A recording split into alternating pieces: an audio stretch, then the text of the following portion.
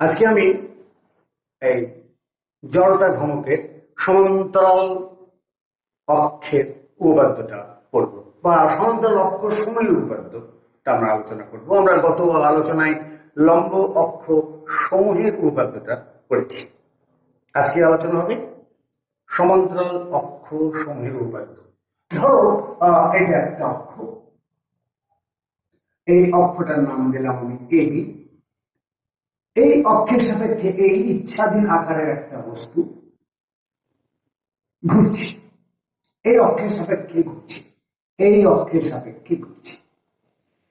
এর ভরগুলো বিভিন্ন জায়গায় ছড়িয়ে ছিটিয়ে আছে বস্তুর মধ্যে, তবে দৃঢ় বস্তু ভরগুলো এই দূরত্বগুলো সবসময় নির্দিষ্ট এবং অপরিবর্তনশীল। এটা একটু মাথায় রাখতে হবে। কিন্তু আমি কোনো পানির ফোঁটা বা এগুলো নিয়ে করছি না যে তার ভরে কোনো পরিবর্তন ঘটবে। আমি মনে করলাম এটা তার ভার কেন্দ্র। আমি এই এর সমান্তরাল ভার কেন্দ্র দিয়ে আরেকটি অক্ষ বিবেচনা করছি। এই অক্ষের সাপেক্ষে তার যে জড়তা ভ্রমক সেটাকে আমি আইজি দিয়ে আপাতত লিখছি। আমি যদিও এই অক্ষের সাপেক্ষে জড়তার ভ্রমক নির্ণয় করছি, অর্থাৎ আমি মূলত আই এ বি নির্ণয় করতে চাচ্ছি। এখন প্রশ্ন হলো যে আমি আইজিটা কেন নিলাম? এটা বুঝতে গেলে মাথায় একটা ছোট একটা পয়েন্ট তোমাকে ঢোকাতে হবে। ধরো আগে ছবিটা আমি বুঝাই, তাহলে বুঝতে পারবো। ধরো এই একটা অক্ষ, আমি কাজের সুবিধার জন্য এই একটা অক্ষ, আর এই অক্ষের সাপেক্ষে আমার এই ক্যালকুলেটরটা তার চারিদিকে ঘুরবে। ঘোরার সময় একটু লক্ষ্য করো যে এখন এই মুহূর্তে তোমার ক্যালকুলেটরটা ফ্রন্ট ফেস তোমার দিকে আছে। যখন ঘুরছে, ঘুরতে গিয়ে যখন এপাশে আসলো তখন তুমি তার ব্যাক ফেস দেখতে পাচ্ছ। আবার যখন আগের অবস্থানে চলে গেল তখন ফ্রন্ট ফেস দেখতে পাচ্ছ। তার মানে কি এই নয় যে এই অক্ষের সাপেক্ষে এই যখন ঘুরছে তখন এও তার অক্ষের সাপেক্ষে এক পা ঘুরে আসছে। জাস্ট এই ঘটনা ঘটছে। দেখো খেয়াল করে, আমি যদি এরকম ধরে থাকি অক্ষটাকে, তাহলে এই যাচ্ছে, এবারে গেল, এই অক্ষ আমার দুই আঙ্গুলের অক্ষ, এই অক্ষ এদিকে মুখ্য, সরি এখানে উল্টা হয়ে গেছে। এই অক্ষ এখান থেকে শুরু করি, এই বরাবর এখানে এসে উল্টা হয়েছে, তারপরে আবার ঘুরতে ঘুরতে ঘুরতে ঘুরতে এখানে এসে সোজা হয়ে গেছে। তাহলে কোন অক্ষের সাপেক্ষে যখন কোন বস্তু ঘুরে তখন সে তার ভার কেন্দ্রের সাপেক্ষে এক পাক ঘুরে আসে। তাহলে কোন বস্তু যদি এক পাক কোন অক্ষকে কেন্দ্র করে ঘুরে তাহলে সে তার ভার কেন্দ্রের সাপেক্ষে এক পাক ঘুরে। তাহলে এখানে দুটো ঘূর্ণন হচ্ছে, একটা যে অক্ষের সাপেক্ষে ঘুরছে সেই অক্ষের সাপেক্ষে আমাকে প্রশ্ন আসছে, আবার এই সে নিজের অক্ষের সাপেক্ষেও ঘুরে যাচ্ছে। এটাই মাথায় রাখতে হবে। হ্যাঁ, যখন ঘূর্ণনের কথা আসলো তখন আর একটা কথা বলে নিই। এখানে খুব একটা মজার ব্যাপার আছে। সেটা হলো আমাদের 365 দিনে এক বছর। এই 365 দিনে মানে এক বছরে পৃথিবী তার অক্ষের চারিদিকে কতবার ঘুরে? তোমরা সবাই বলবে যে সাধারণভাবে 365 বার। এটা সঠিক নয়, একটু ভুল হয়ে যাচ্ছে। দিন কাকে বলে আর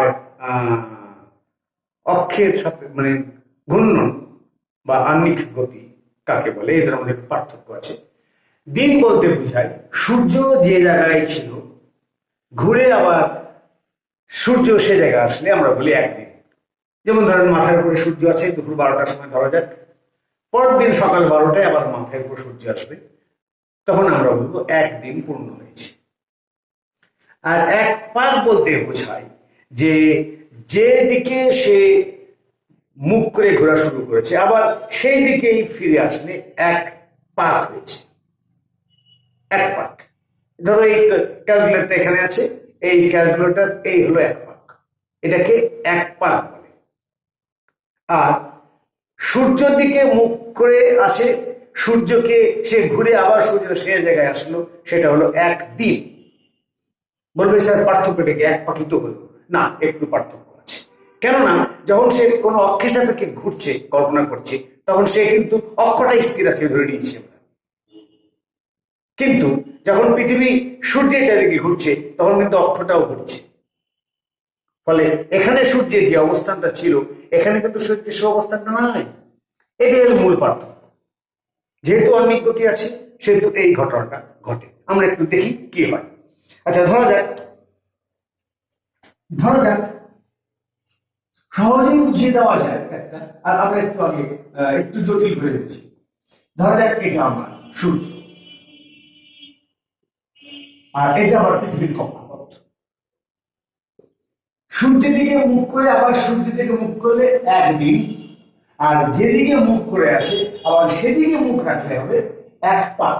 আচ্ছা, এখানে একজন পর্যবেক্ষক আছে, সে পাক গুনছে, আর এখানে একজন পর্যবেক্ষক আছে যে দিন গুনছে। ঠিক আছে, ওকে, স্টার্টিং পয়েন্ট এখানে ধরলাম, পর্যবেক্ষক এখানে আছে, সূর্য এখানে আছে, ওকে, সে এই লাইন বরাবর আছে। সুতরাং আমি বলবো যে সে প্রত্যেকের স্টার্টিং পয়েন্ট 0, এরও 0, একই আছে 0। আচ্ছা, এখন ধরো এ আগাচ্ছে এবং ঘুরছে, আগাচ্ছে এবং ঘুরছে, আগাচ্ছে এবং ঘুরছে। এখন দেখো এখানে যখন এসে গেল ঠিক এই অবস্থানে আমরা বললাম যে এর এক পাক হয়ে গেছে। ওকে, এর এক পাক হয়ে গেছে, এক পাক হয়ে গেছে, কিন্তু এক দিন এখনো হয়নি। একদিন হতে হলে তাকে এই বরাবর আসতে হবে। আচ্ছা, তাহলে এখন একদিন হলো, চলো আবার শুরু হলো, আবার শুরু হলো, আবার শুরু হলো, এই 2 পাক হলো, এখনো কিন্তু 2 দিন হয়নি। এই হয়ে এই আমার 2 দিন হলো, 2 দিন হলো। ওকে, আবার আস্তে আস্তে এখানে আসছে, এই দেখো এর 3 পাক হলো, 3 পাক হলো, কিন্তু এই আস্তে আস্তে আস্তে আস্তে আস্তে আস্তে আস্তে আস্তে এই ধরো এর 3 দিন হলো। আচ্ছা, এই ধরো তার 4 পাক হলো। আচ্ছা, ওকে, 4 পাক হয়েছে, হয়েছে 4 পাক হয়েছে, এ এ এ এ এ এ এ এ এর 5 দিন, 4 দিন হলো, আর এর 5 পাক হয়ে গেছে।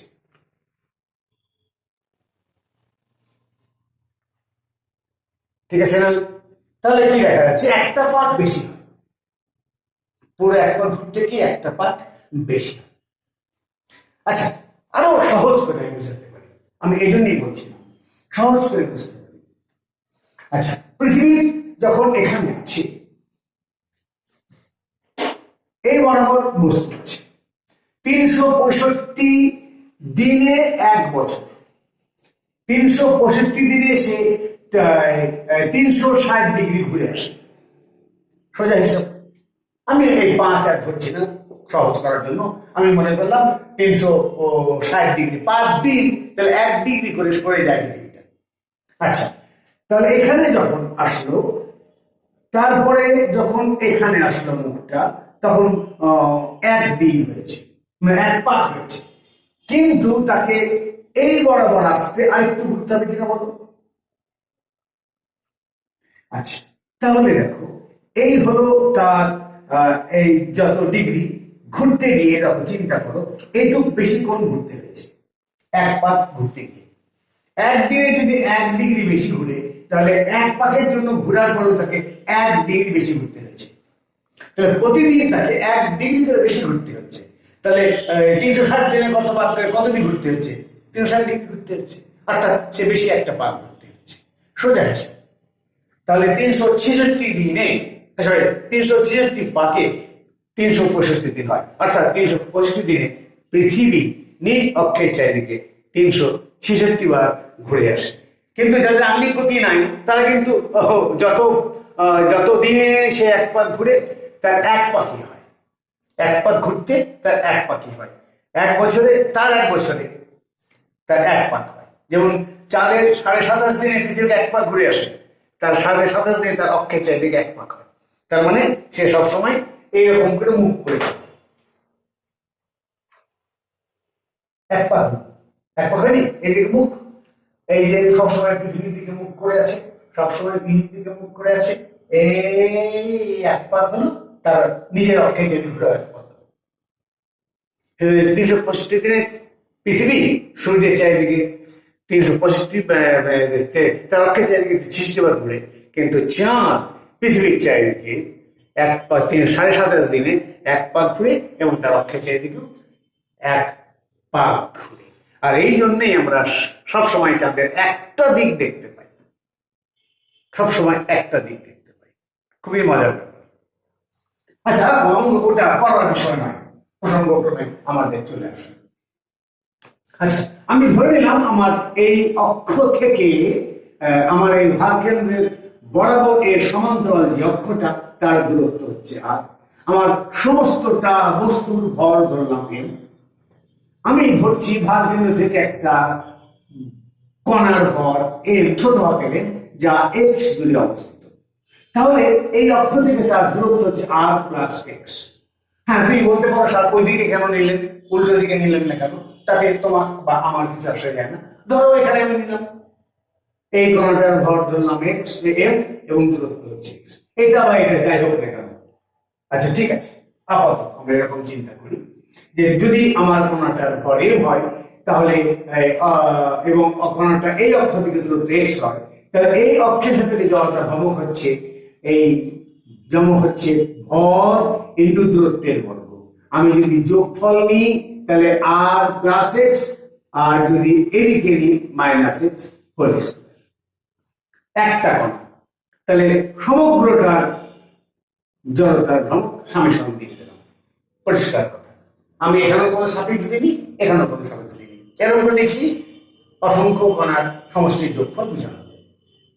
আচ্ছা আসুন, তাহলে আমি এখানে লেখা উচিত আই এবি, এই এবি অক্ষের সাপেক্ষে জড়তার ভ্রামক। তাহলে আই এবি সমান সামেশন এম আর square plus minus twice r x plus x square. আচ্ছা, এটা সমান লেখা যায় এম সামেশন এম আর square plus minus r summation twice r m x plus summation M x square. কিন্তু আমার এইভাবে লেখার পছন্দ নয়, কেননা আমার সামেশনের মধ্যে এই দুটো রাশি, যেটা হলো আর, এটা পরিবর্তনশীল নয়, আবার এই দুই, এটাও পরিবর্তনশীল নয়। সুতরাং আমি এটাকে এইভাবে লেখা পছন্দ করি, এরকম করে লিখি সামেশন এম আর square plus minus two r summation M x plus summation M x square. এটুকু মানে আর একটু ক্লিয়ার কনসেপ্ট হলো যে কোনটা কোনটা আমার পরিবর্তনশীল, কোনটা ধ্রুব। আচ্ছা, আর একটা কথা বলি, সামেশন অফ এম মানে সমস্তগুলো ভরের সমষ্টি, আমার মোট ভর তো এম, তাই না? তাহলে আমি লিখতে পারি যে summation M equal to M. তাহলে এটাকে লেখা যায় আই অফ এ বি সমান এম আর square plus minus twice R summation M x plus. এটাকে চিন্তা করি, এই কণাটার ভর এবং দূরত্বের বর্গ আমি এরকম যোগ করা হচ্ছে, প্রত্যেকটা কণার ভর এবং তার দূরত্বের বর্গের যোগফল। তারপরে এই অক্ষের সাপেক্ষে এর ভর এবং তার দূরত্বের বর্গ, দূরত্ব ঋণাত্মক থাক আর ধনাত্মক থাক, ধনাত্মক হয়ে যাচ্ছে। তাহলে আমি বলতে পারি নিঃসন্দেহে যে এটা আমার এই অক্ষের সাপেক্ষে জড়তা ভ্রামক, কেননা এক্স আমার সেই অক্ষ থেকে দূরত্ব। তাহলে আমি বলতে পারি এটা সমান এম এক্স স্কোয়ার। তাহলে এম এক্স স্কোয়ার সমান আমি লিখতে পারি আই। এখন জটিলতা সৃষ্টি করছে আমার এটা নিয়ে একটু ভাবতে হবে। এম এক্স ভর ইন্টু লম্ব দূরত্ব, সোজা কথা, যে কোনো রাশির সাথে ভেক্টরের সাথে বা ভেক্টরের সাথে যদি লম্ব দূরত্ব গুণ করি তার ভ্রামক হয়। ভর ইন্টু লম্ব দূরত্ব ভরের ভ্রামক, ক্ষেত্রফল ইন্টু লম্ব দূরত্ব ক্ষেত্র ভ্রামক। বল ইন্টু লম্ব দূরত্ব বলের ভ্রামক, ভরবেগ ইন্টু লম্ব দূরত্ব ভরবেগের ভ্রামক। ভ্রামক এটা কোয়ালিটি, একটা বিশেষ ধরনের বৈশিষ্ট্য। যে বল ঘূর্ণন প্রবণতা সৃষ্টি করে তাকে ভ্রামক বল বলে। এই ভ্রামক বলকে প্রকাশ করা কি ভর ইন্টু তার লম্ব দূরত্ব দিয়ে। ভরবেগের ভ্রামক বলতে যে ভরবেগ একটা বস্তু ঘূর্ণন প্রবণতা ভরবেগ নির্দেশ করে তাকে কৌণিক ভরবেগ বলে বা কৌণিক ভ্রামক, ভরবেগের ভ্রামক বলে। সেটা হচ্ছে ভরবেগ ইন্টু লম্ব দূরত্ব। এটা আমার ভর ইন্টু লম্ব দূরত্ব, ভরের ভ্রামক। ঠিক আছে, ভর ইন্টু দূরত্ব। দেখো এখানে ভর ইন্টু দূরত্ব যদি আবার যোগ আছে কিন্তু সামেশন, এটা যদি এদিকে প্লাস এক্স থাকে এদিকে মাইনাস এক্স হচ্ছে। এরকম অসংখ্য কণা আছে যাদের প্রত্যেকটা ভর এবং দূরত্বের গুণফলের যোগফল। তাহলে মোটামুটি এদিকে প্লাস মান এদিকে মাইনাস মান। তার মানে কি বলতে পারি আমি যে সমস্ত ভর ক্রিয়া করে তার ভার কেন্দ্রে। সুতরাং আমি বলতে পারি ভর ইন্টু ভার কেন্দ্র থেকে ভার কেন্দ্রের দূরত্বের গুণফল, ভার কেন্দ্র থেকে ভার কেন্দ্রের দূরত্বের গুণফল, ভর ইন্টু ভার কেন্দ্র থেকে ভার কেন্দ্র দূরত্বের গুণফল। ভার কেন্দ্র থেকে ভার কেন্দ্র দূরত্ব কত? 0। তাহলে এম এক্স সামেশন মানে সমস্ত ভর, সমস্তগুলোর ভর এবং তার ভার কেন্দ্র থেকে দূরত্বের গুণফলের সমষ্টি হচ্ছে 0। তাহলে আমি এটাকে লিখতে পারি I of A B equal to M মোট ভর ইন্টু অক্ষ থেকে তার ভার কেন্দ্র দূরত্ব যোগ তার ভার কেন্দ্রের সাপেক্ষে জড়তার ভ্রামক। এটাই হলো আমার সমান্তরাল অক্ষ সমূহের উপপাদ্য। ক্লিয়ার? আচ্ছা, এটা আমি লিখে রাখি, আমার খুব কাজে লাগবে।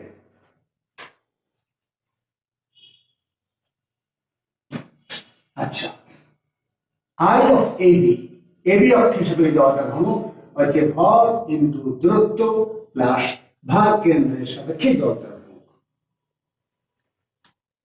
এবার আসো আমরা কিছু এক্সাম্পল নিই।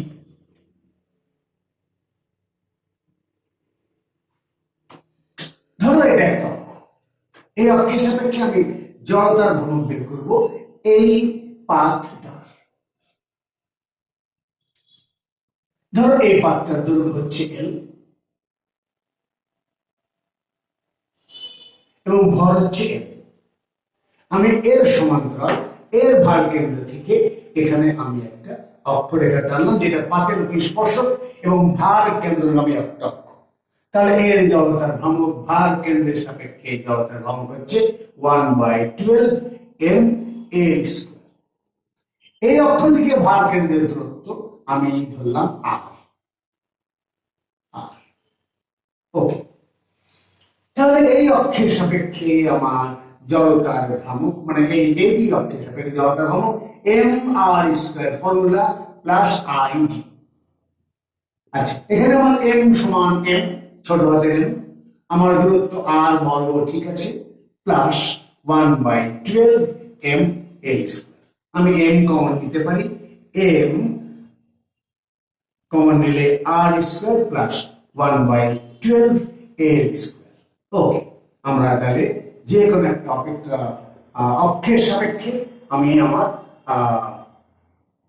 জড়তার ভ্রামক পেয়ে গেলাম। আচ্ছা, আমরা সাধারণত এমনি করি যে এই অক্ষের সাপেক্ষে জড়তার ভ্রামক কত হবে, অর্থাৎ একটা প্রান্তে একটা অক্ষ রেখে দিলে, একটা প্রান্তে একটা অক্ষ রেখে দিলে তার জড়তার ভ্রামক কত হবে। ঠিক আছে, এটা বাদ দিয়ে দেওয়া গেল। তাহলে আমার এই দূরত্বটা কত, ভার কেন্দ্রের দূরত্ব আর এর জায়গায় তাহলে আমার l/2, আর তো কোনো পরিবর্তন হয়নি। তাহলে ঠিক আছে, আমি এইটুকু মুছে দিই। কি করি, m এর মান তো m, আর এর জায়গায় l/2 whole square plus verb কেন্দ্রের সাপেক্ষে জড়তার ভ্রামক 1/12 m এর স্কয়ার সমান m l square by 4 plus 1/12 m l square. m l square common যাচ্ছে 1/4 প্লাস 1/12 সমান m l স্কয়ার লসে হচ্ছে 12, 3 4 12, 12 কে 12 সমান 4/12 m l স্কয়ার সমান 1/3 ml²। আমরা কিন্তু এটা আগেই বের করেছিলাম যে প্রান্তে একটা অক্ষ রাখলে তার সাপেক্ষে জড়তা কি হবে, একই জিনিস হচ্ছে। লক্ষ্য করো, তাহলে আমরা এই থিওরামটা কোনো ভুল হয়নি। ঠিক আছে, যদি আমার এই অক্ষটা ভিতরে ঢুকে যায়,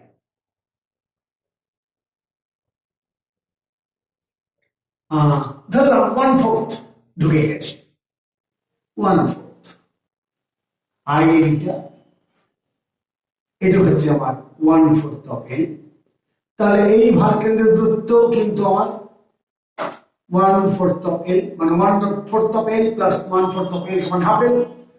এদিকে হাফ এল, হাফ এল সমান এল, তার মানে ঠিক ভার কেন্দ্র থেকে সে আবার 1/4 অফ এল দূরে আছে।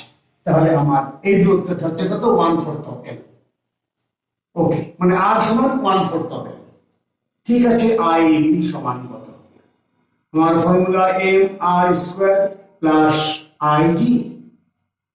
এম এর মানে তো এম, আর মানে হচ্ছে 1/4 of L, R square whole square plus 1/12 M L square equals 4×4 1/16 M L square plus 1/12 M L square সমান 1/16 প্লাস 1/12 এম এল স্কোয়ার। লসে হচ্ছে 348, 48, 3 প্লাস 4 এম এল স্কোয়ার, মানে 7/48 M L square, I of AB.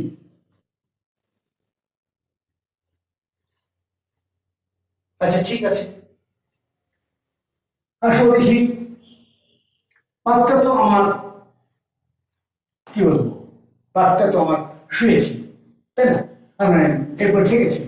এরকম যদি পাতটা হতো তাহলে এইরকম পাত, এর প্রস্থ ধরলাম বি, এর দৈর্ঘ্য ধরলাম এল, এই পাতের সাথে এই বড় বড় অক্ষ আছে, তার জড়তা কত। ঠিক আছে, এটা ভার কেন্দ্র, ভার কেন্দ্র বরাবর এই একটা অক্ষ, এই জড়তা ভ্রমক আইজি ভার কেন্দ্রের সাপেক্ষে, আর এই পাতের ভর হচ্ছে। আচ্ছা, এই জড়তা ভ্রমক কত, 1/12 M L square plus B square. এটা করানো হয়েছে, নিঃসন্দেহে ভুলে যাওয়ার কোনো কারণ নেই, পেয়ে গেলাম। আচ্ছা, এটুকু দূরত্ব কত, L/2। তাহলে এই এবি অক্ষের সাপেক্ষে জড়তা ভ্রমক কত, I of AB equal to m R square plus I G. M সমান তো এম, আর সমান তো L/2 whole square plus 1/12 L square plus B square. M বাদ দিয়েছে, sorry, m L square plus B square. তাহলে m common যায়, L square by 4 plus 1/12 A square plus 1/12 B square সমান m 12 3 plus 1 A square plus 1/12 B square সমান 4/3, মানে 4/12 1/3। তাহলে m 1/3 a square plus 1/12 B square. এটি আমার জড়তার ভ্রামক। আচ্ছা ঠিক আছে, ওকে। আসো, ধরো একটা নিরেট চাকতি, নিরেট চাকতি, নিরেট চাকতির যে কোনো ব্যাস বরাবর জড়তা ভ্রামক কত, ব্যাস বরাবর 1/4 m r²। নিরেট চাকতি কেন্দ্রের উলম্ব বরাবর যথাক্রমে কত? I সমান হাফ m r²। মাথায় রাখবে নিরেট। আচ্ছা, ধরো এই একটা অক্ষ,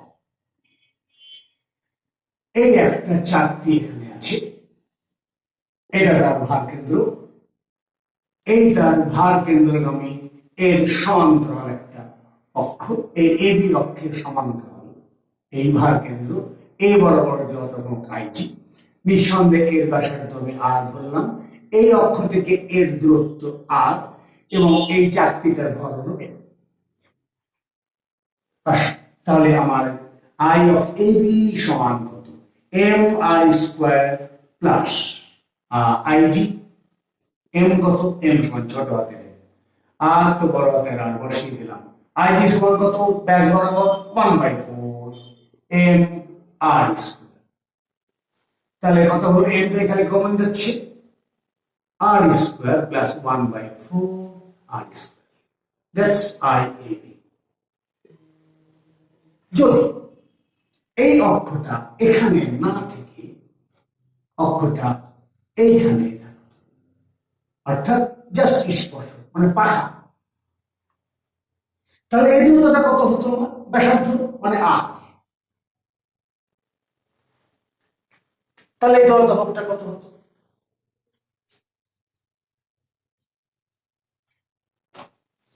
ওয়ান বাই ab সমান m সমান ছোট হাতের m আর সমান ছোট হাতের আর স্কোয়ার প্লাস id সমান কত? 1/4 m আর স্কোয়ার। তাহলে i অফ ab সমান m তো কমন যাচ্ছে, আচ্ছা দরকার কি আমার 1 4 5 5/4 m আর স্কোয়ার। ঠিক আছে, এখন যদি আমি এরকম করি যে এই চাকতিটা এইভাবে না নিয়ে আমার এই চাকতি এইরকম এই একটা অক্ষ দূরে আছে, দূরেই নিই আগে, তাহলে বুঝতে সুবিধা হবে। এই হলো ভার কেন্দ্র। আমি এটা বোঝাতে চেষ্টা করছি একটু আগে, দেখে দেখিয়ে দিতে পারি যে আগেরটা করেছি এরকম বরাবর, এখন এই বরাবর করছি চাকতিটা। এখন চাকতিটা আছে এই অক্ষের সাথে ধরছি। ওকে, এই দূরত্বটা আর, এই অক্ষের সাথে যথাক্রমক আইজি, এই এবি অক্ষ এর ব্যাসার্ধ হচ্ছে আর, এর ভর হচ্ছে এম। আসলে তাহলে আই এবি সমান এম আর স্কোয়ার প্লাস আইজি। এম সমান তো এম, আর মানে আর স্কোয়ার প্লাস আইজি। আইজি সমান কত? তাহলে হাফ এম আর স্কোয়ার সমান এম কমন যায়, আর square plus half M R square. যদি এটা এর উপরে স্পর্শ হতো তাহলে কত হতো? একই অবস্থা, কোনো সমস্যা নাই। তাহলে আমার এই দূরত্বটা কত হতো? এই দূরত্বটা হতো আর ব্যাসার্ধ। তাহলে আই অফ এবি সমান এম এর জায়গায় আমার ছোট হাতের এম, আর এর জায়গায় হচ্ছে আর square plus 1/2 M R square. তাহলে আই অফ এবি সমান এম কমন করে দাও 3/2 এম আর স্কোয়ার। তাও হয়। আচ্ছা, আবার একটু চিন্তা করা যাক, একটু চিন্তা করা যাক। যদি অক্ষটা একটু মজার অঙ্ক করা যাক, যদি এই অক্ষটা এইখানে না হয়ে আমার এই r/2 দূরত্বে এই ফুটার সাপেক্ষে অক্ষের সাপেক্ষে ঘোরাতে চাই, তাহলে যথাক্রমক কত হবে? এই অক্ষের সাপেক্ষে আমি ঘোরাতে যাচ্ছি, এই দূরত্বটা তাহলে কত হচ্ছে? r/2। হতে পারে এরকম যে আমি একটা ফুটো করেছি, মানে প্রায় এটা হয় এবং এটি বেশিরভাগ হয় যে আমরা কোনো চাকরি করতে গিয়ে চাকরি যখন কেন্দ্র করি, কেন্দ্র যদি ঠিক মতো না পড়ে তাই কিন্তু সরে যায়। ফুটা করতে গিয়ে যে কোনো চাকরি, ছোটবেলায় তো আমাদের তাই করতাম, গাড়ি বানাতাম, ওই ব্যাটারির পিছন দিকে যে একটা মেটালের চাকরি থাকতো আগে, বড় বড় ব্যাটারিগুলো মোটা মোটা, হক ব্যাটারি, হ্যান্ড ব্যাটারি, কাগজের মনে, তোমার এখন দেখনি মনে হয়, তলায় চাকরি থাকতো একটা, ওইটা আমাদের চাকা বানানোর জন্য খুব উপকারী হতো। ওইটাকে নিয়ে ওই একটা কাঁটা দিয়ে ইটের করেছে হাতে দিয়ে ডুম ডুম করে মারতাম, মারতে মারতে ফোটা হতো, ওইরকম চারটা চাকরি বানিয়ে ওই মাঝখান দিয়ে ওই দেশের কাঠি দিয়ে দেশের উপর বাক্স দিয়ে চারটা চাকা বানিয়ে ফেলতাম, গাড়ি বানাতাম আমাদের ছোটবেলার খেলনার গাড়ি। এখনকার মতো তো এই প্লাস্টিক গাড়ি হানতাম, প্লাস্টিক জন্মই হয়নি আমরা যখন ছোটবেলায় খেলা শিখেছি। তো এই কেন্দ্র হতো না, গাড়ি খালি টাল খেত, তার মানে আমার জগতার ধমকের সিস্টেমটা গোলমাল খেত, ভাব কেন্দ্রের সমস্যা হতো। এটা একটা চিন্তা করে। আচ্ছা, ব্যাপারটা খুব সহজ। আইএবি সমান একই ফর্মুলা, এম আর square plus I G. M ready আছে, আর হচ্ছে R by 2 whole square plus এটা তো হচ্ছে আমার হাফ এম আর স্কোয়ার, তাহলে 1/4 M R square plus 1/2 M R square, লসাগু হচ্ছে কত 4 এম আর স্কোয়ার, 1 প্লাস 2 সমান 3/4 এম আর স্কোয়ার। সিম্পল ব্যাপার, দেখে বলছে কি ভয়াবহ, আসলে কোনো ভয়াবহ নয়, খুব সাধারণ ব্যাপার, একটুখানি চিন্তা করলে হয়ে যাবে। আসো আরেকটু গভীরে যাও। ও না, আমার একটু ফাঁপা নিরেটের বেলায় হলো, আর একটু কাজ আছে নিরেটের বেলায় হলো। যদি রিং হয়, রিং এর ক্ষেত্রে কি ফর্মুলা? রিং এর ক্ষেত্রে সমস্ত ভারী রিং আছে, এবার হচ্ছে এম আর স্কোয়ার, আই সমান এম আর স্কোয়ার, আর রিং এর ব্যাস বরাবর আই সমান হাফ এম আর স্কোয়ার, প্রত্যেকটা এটা দ্বিগুণ হয়ে যাচ্ছে। একই ঘটনা, খালি সমীকরণের মানটাকে বসাবো। আমি দেখিয়ে দিই, অত জটিলে যাওয়ার দরকার নেই। 1 নম্বর আমি জাস্ট স্পর্শকটা দেখাই, তাহলেই হবে। আর এটা দেখে এক একটা রিং, এই এবি অক্ষের সাপেক্ষে জড়তার ভ্রামক, এই ভার কেন্দ্র, এই আইজি সমান এটা হচ্ছে এম আর স্কোয়ার, আমার এর ভর এম, যেহেতু ঠেকে আছে এখানে, তাহলে এই দূরত্ব হচ্ছে আমার আর। বাস, সমস্যা শেষ। আই অফ এবি সমান এম আর স্কোয়ার প্লাস আইজি। এম মানে এম, আর স্কোয়ার মানে স্মল আর স্কোয়ার, আর এম আর স্কোয়ার সমান 2m আর স্কোয়ার। আমি যদি এটাকে কি বলবো, শুয়ে তো দিয়েছিলাম, এরকম করে দিয়েছিলাম, এমনি করে ঘুরাচ্ছিলাম, যদি এমনি করে ঘুরাই করো, এমনি করে ঘুরালে ছবিটা চেঞ্জ করে একটু, এইরকম একটা এই স্পর্শক বরাবর নিচ্ছি। ওকে, এটা কেন্দ্র, এই ভার কেন্দ্রগামী এই তলের স্পর্শক বরাবর অক্ষরেখা, এই নাম দিলাম, এটা তো আইজি। আমার এর ব্যাসার্ধ হচ্ছে আর, ভর হচ্ছে এম, এই দূরত্ব নিঃসন্দেহে আর, এটা নিয়ে কোনো সমস্যা নাই। আমার ফর্মুলায় বসিয়ে দেওয়া, তাহলে এম এর জায়গায় কি বসাবো? এম এর জায়গায় এম বসাবো, আর এর জায়গায় বসাবো, আর প্লাস আইজির জায়গায় হাফ এম আর স্কোয়ার সমান 3/2 M R square, I of A B. আচ্ছা, এটা হলো ইন্ডিভিজুয়াল ব্যাপার। বাস্তবে এরকম অনেক কমই ঘটে। তোমাদের মোবাইলে দেখেছো ভাইব্রেটর আছে, সাউন্ড লেসলে করে ভাইব্রেশন হয়। কি করে ভাইব্রেশন হয়? বিরাট মোটর থাকে, ছোট্ট মোটর, হালকা একটা মোটর, যখন ভাইব্রেশন মোড থাকে কল আসলে মোটরের সঙ্গে সংযোগ প্রাপ্ত হয়, মোটরটা ঘুরে, মোটর তো ঘুরে না, মোটর স্টাফটা ঘুরে, অক্ষরেখাটা ঘুরে। এর এই প্রান্তে একটা চাকতি লাগানো ছোট্ট করে, এক মাথায় একটু বড়, এক সাইডে তাল দেওয়া, মানে এই ধরনের এটা। তাহলে যখন সে ঘুরে, তখন ভর যেদিকে বেশি সেদিকে টান খাবে কেন বলো?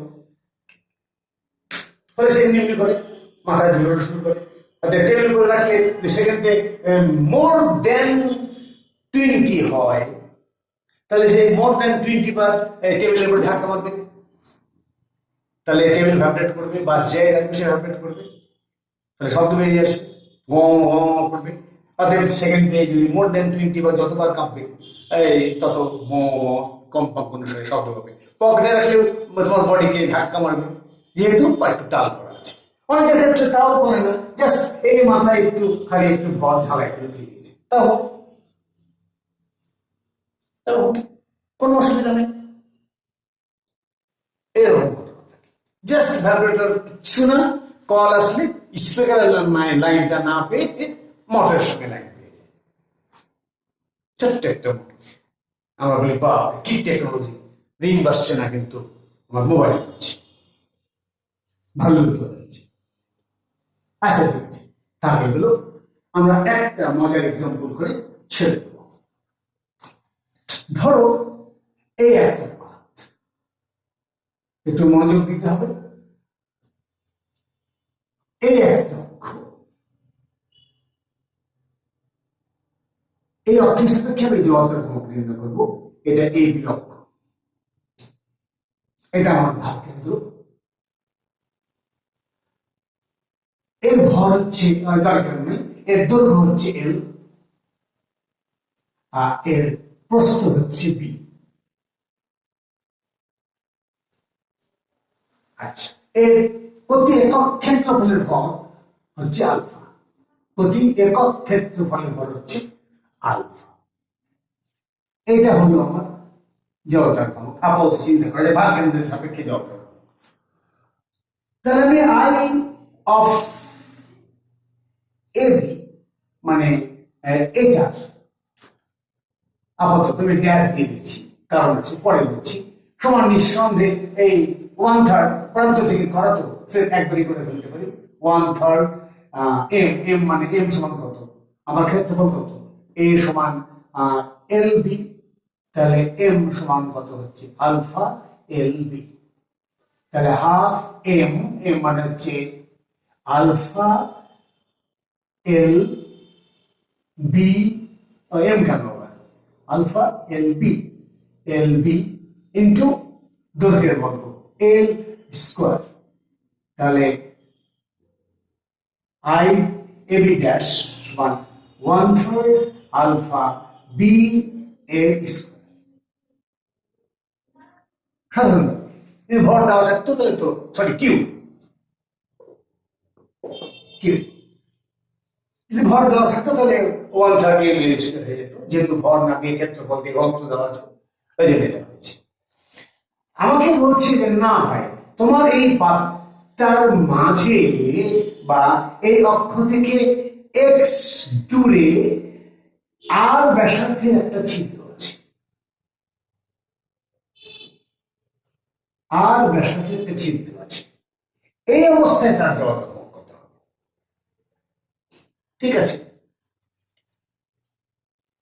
আমি আগে বলে গেলাম পাতটা নাই, এই একটা পাত যেটা ছিদ্র করে কেটে ফেলা হয়েছে, আমি ওই পাতটা এখানে কল্পনা করছি, গোটাটাই নাই। এই হলো আমার ভাগ কেন্দ্র থেকে মানে অক্ষ থেকে দূরত্ব এক্স, এর ব্যাসার্ধ আর।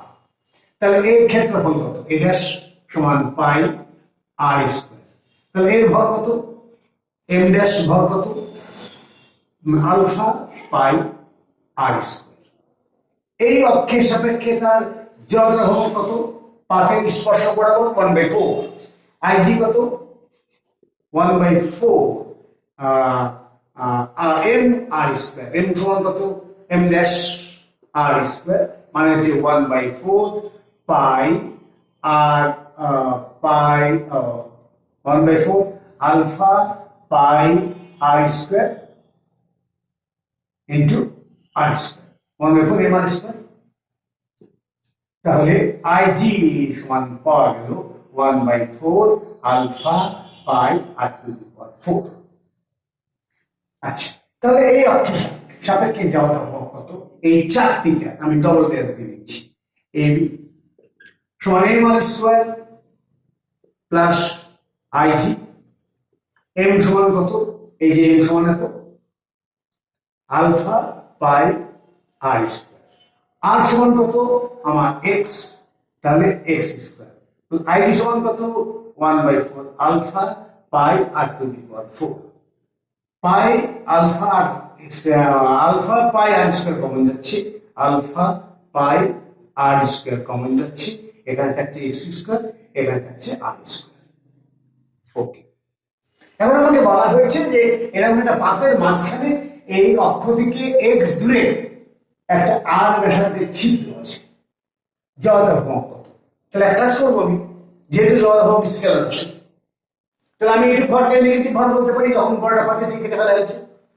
তাহলে এই জড়তার ভরটাকে, জড়তার ভ্রমকটাকে এই জড়তার ভ্রমক থেকে বিয়োগ করে দিই, তো আমি এই অক্ষের সাপেক্ষে জড়তার ভ্রমক পেয়ে যাবো। তাহলে I of A B equal to I A B dash minus I A B double dash সমান কত? আই ড্যাশ সমান 1/3 alpha B L cube minus